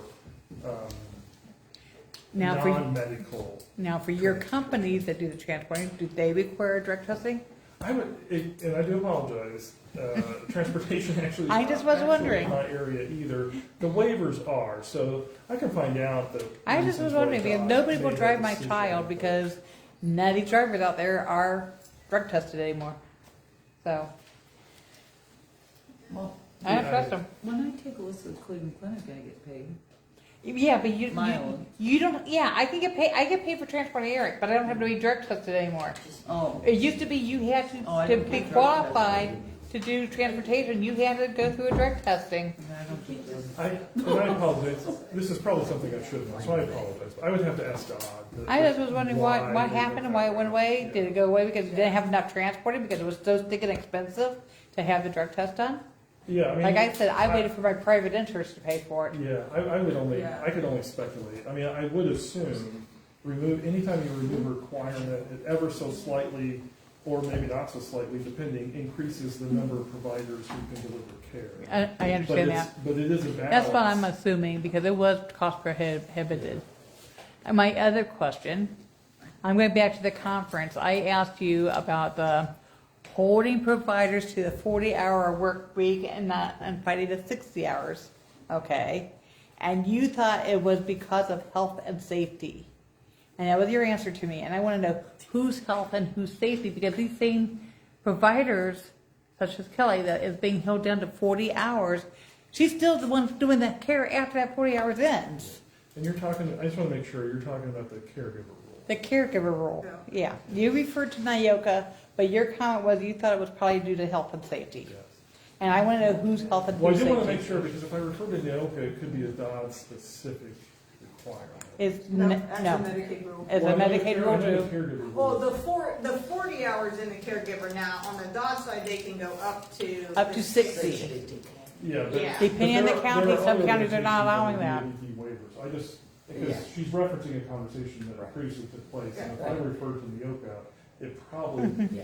I don't know that I'm not, I mean, You don't remember me? well, no, I do remember you. I just don't remember the question specifically, and if I Yeah. refer to NIOCA, it may not have been about the caregiver rule, unless it's some DOD implementation of the caregiver rule that's a little different. It's the than rule the that rule came itself. out. When did that come out?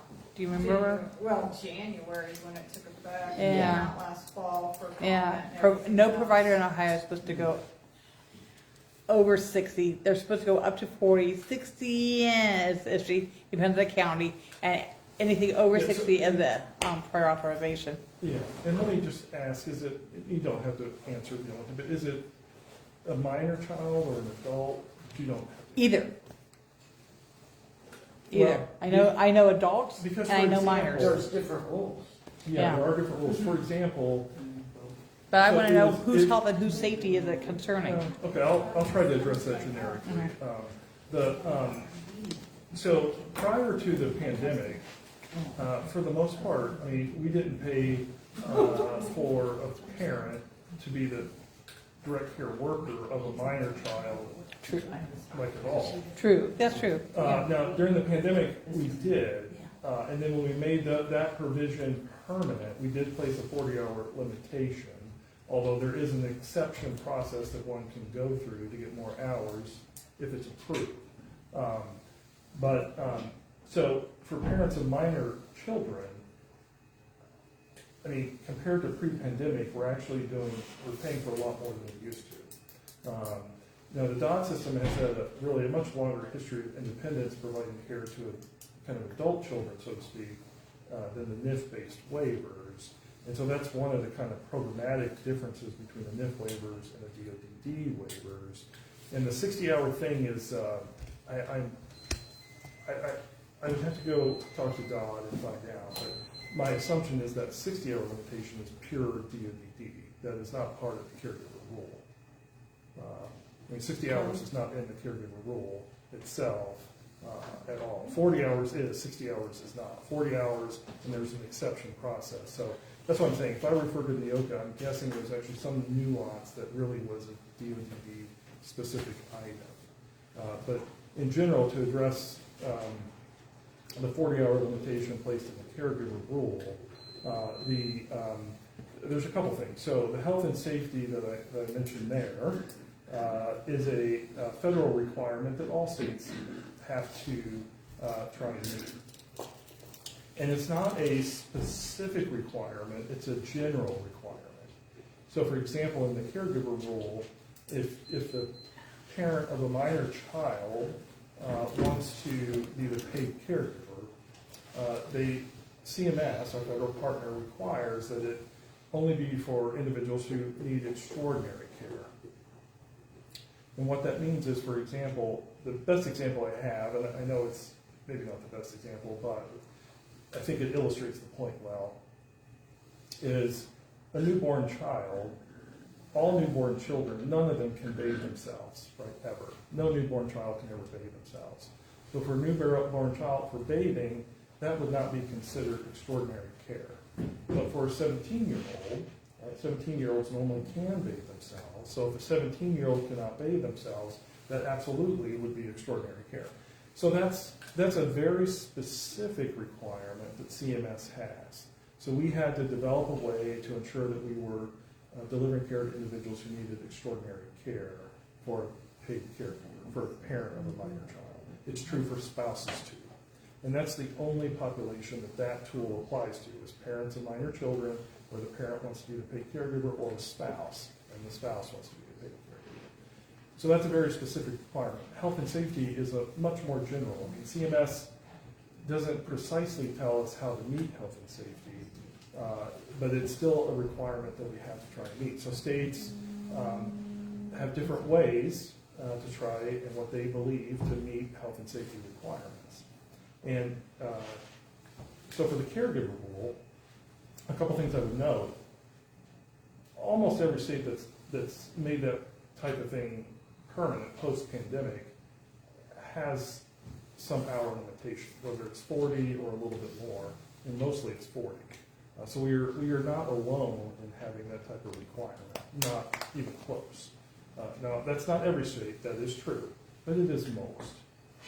And additionally, most states have chosen not to even have a paid caregiver option for parents of minor children.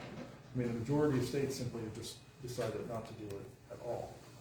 So in that sense, actually, what we've done is, in a way, we pay for a lot more than many other states for parents of minor children and spouses.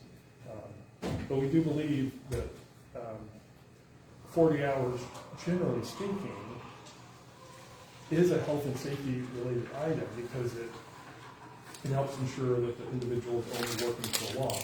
Now, I do agree that parents will just continue working not getting paid. I get that.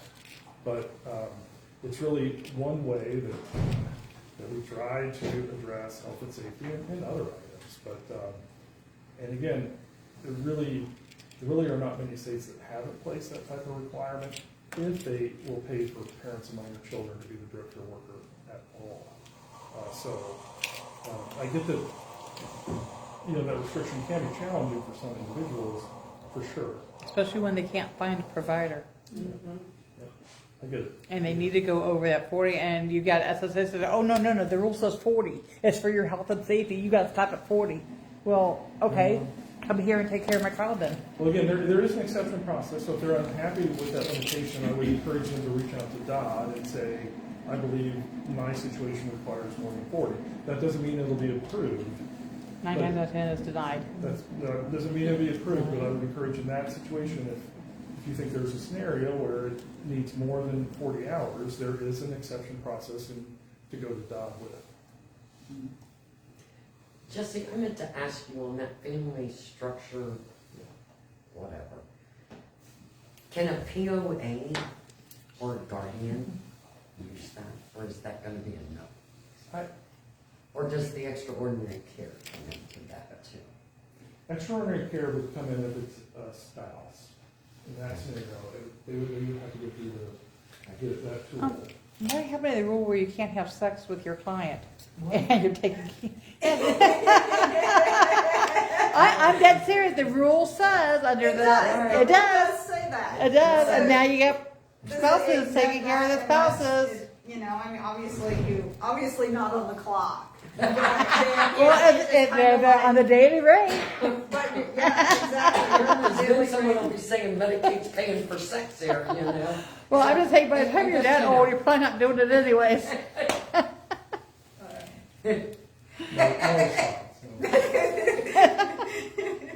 So the extraordinary would come into play if they're a spouse, but if they're a guardian, like a brother or a sister, and Yeah, as far as the limitations on that proposed lease of service, I would have to go back and check. I just don't remember all. Would that be in the great big waiver amendment thing where it talked about structured family caregiving that It's went more out likely to via be in the code? rule. It's more likely to be in the rule.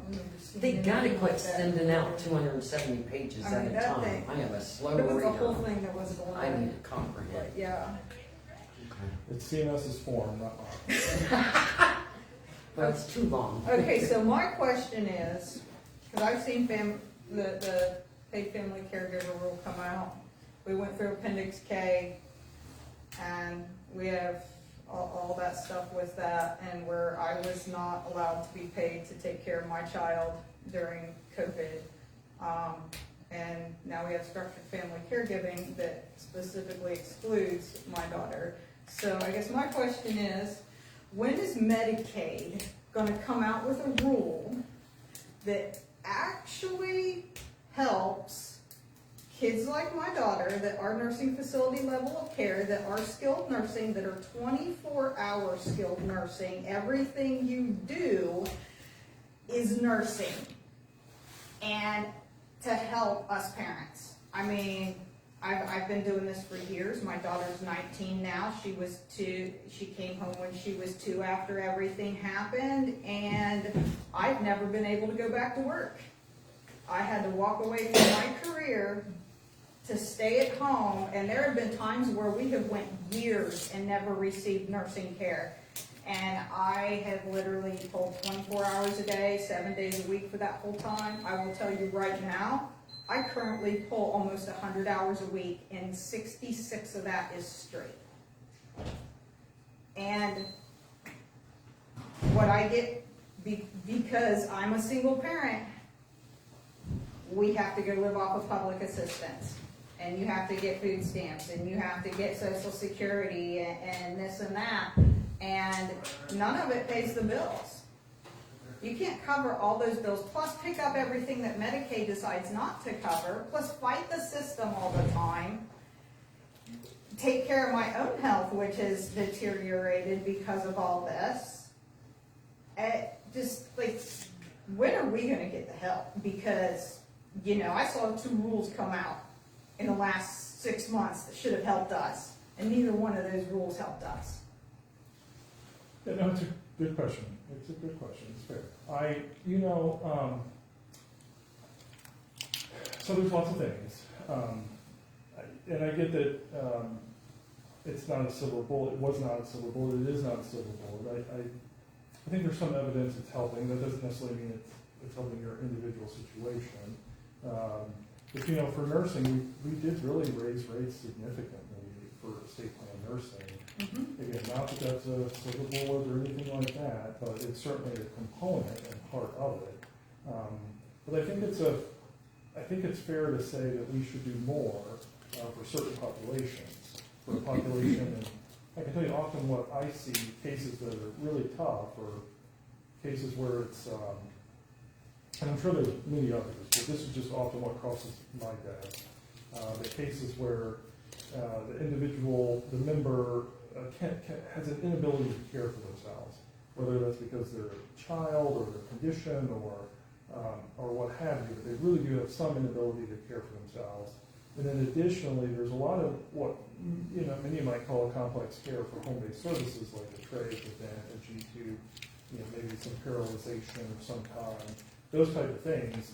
And so we do see some challenges. I see some challenges with that kind of profile of the case.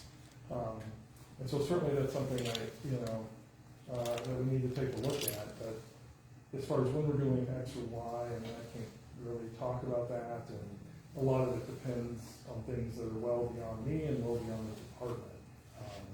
But certainly that profile that I mentioned is something that I see often where we struggle a little. That's for sure. I mean, I even in the past, I mean, it just, like, we don't even get nurses anymore. It's like few and far between that the agency even has a nurse to send out to our house to interview. But when we were using independents and I was trying to hire people and everything, I would have seasoned nurses walk in my front door. My kid's right there, 6 feet from the front door, and our house is set up like an ICU. And they look at her and it's like, oh my gosh. And I never see them again. Yeah, and some of the challenges beyond our rates, beyond our programs, beyond our services and rules, some of it is there is just a nursing shortage in general. I mean, there's a provider It's a shortage. lazy person Many of us have, problem. many people have talked about that today, not just in nursing and other types of providers too. And sometimes, as was mentioned earlier, sometimes it's not just whether you can find kind of a warm body or not, but can they actually appropriately deliver the care or not as well. And so those shortages exist, but certainly for home-based nurses, there is a significant shortage, and we're not alone. I mean, every state really has a nursing shortage. It's really a nationwide problem. And that does play into it for sure. And there are differences, we talked before, but there are differences between the DoD system and the NIF system. And those differences are really not driven by Medicaid. They're driven by the regulatory process for licensure in Ohio.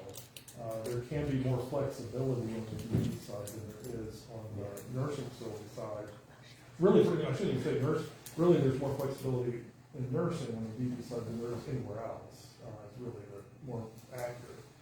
That doesn't mean what's done on the DOD side is perfect either. I'm not saying that at all. And there are still limitations, and it's not a silver bullet either. But there is some more flexibility on scope of practice for nursing type of care in the DOD waivers than there are on really anywhere else, whether it's in the or not. So I have a question. So who takes care of your child? Do you have nurses or independents or? I have one nurse over there from the agency. Right. She works Monday through Friday, but like her Monday, Friday are her half days, and then Tuesday, Wednesday, Thursday are her longer days. So do you take care of her when she's not there? Yeah. They pay you? No, I saved them $155,000 a year. They don't pay you? No. Why doesn't she get paid? I'm That's sorry. a Rhonda question. I mean, She's the one that said that to me. Well, Why do I not get paid? Yes. It's a contingency, I can answer that. Because everything with my daughter is nursing skill, is skilled nursing and falls outside of the scope of practice of an aide. If you read in the scope of practice for, when it's talking about the aid stuff, it says assist with medication administration. I don't assist my daughter with anything. She's full admin. She has a G-tube. She can't do anything. She can't move her. I cath her. I change her trach. I change her G-tube. I deep suction her without a trach. I turn her, change her catheter. And none of it can be Monitor her. delegated. That's a question for the Dodd people, but I will say, we did have a conversation last year about maybe taking my daughter to the Dodd side. Why don't you do And that? there's some issues with that on whether or not we would even be able to find staffing and whether or not our nursing agency is Dodd certified. Because Can't they get Dodd certified? they're not Dodd certified now and they Can never you find have somebody been. else? Oh, yeah, good luck finding another I wish Cindy was agency still where here. we live. Yeah, it's. Okay. Now, you used to be, Our agency pays the highest in our region for our nurse. You won't find another agency in our region that pays a nurse what. now you used to be an EMT, right? Yeah, yeah. So have you thought about going to nursing school? But when would you be able to do your clinicals? Exactly. When would I be able to go to school and do all of that stuff? I didn't know whether part of it's online. I don't know anymore with nursing Yeah, training some and of all. their stuff is, but not all the original stuff. That's just like the stuff where it talks about the 75-hour class to be certified for PCA and stuff like that. I don't even have time to do that.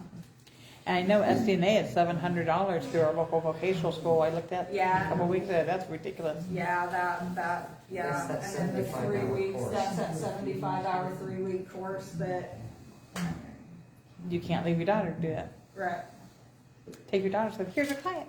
right? Yeah. We're gonna do in-house training right Yep. now. Here we go. Oh, that's heartening. Jesse, I wanna thank you for Yes. coming, answering all of our crazy questions, putting up with our statements. I mean, it means a lot. Might have to go to my car. You can write it, Yeah, right? sure. You can write it, right, go ahead. I think like, Yeah, go ahead. Jody wants to talk. I'm Just a Jody second. from I'm with Hey. Sharing Solutions. I don't know if any of you guys know who we are, but we are a support group for the DODD community, and we have monthly meetings. Now, we were talking with Jesse about some of the things he doesn't know. We are having River Shirley Williams from the Ohio Department of Education at our meeting on November 12th. This is what I was You just said the Ohio Department of Education. Oh, I don't know. Ohio Department of Medicaid for November 12th. I have no idea. Their meeting is in Walters. We do Zoom, so I know y'all, a lot of you guys are out of our, but we'll do Zoom. Yeah. So you And their can- meeting is in Walters Tavern, and they have great chicken and waffles. Ask my son. And She they, shouldn't be. yeah, and they have a great mushroom That's burger. right now, that's Is United that the Health word by. awful with? Yes. I live in All I Shopping get County, is but this I'm is up there all the you know, time. this Yeah, and I this. teach And, school. and then our This, I September never meeting, received we're gonna be another talking one. with Lisa. So I thought she was on gosh, what's her name? Medicaid. When I look at But this, my anyways, Well, she's if gonna you be can, doing, she's gonna be talking about how if health you can just benefits. email me, And I what can we give you talked my about phone today number, with too. the the dental, some of our, their Medicaid can pay for vision and dental. You know, I mean, and dental. So Well, I'm not,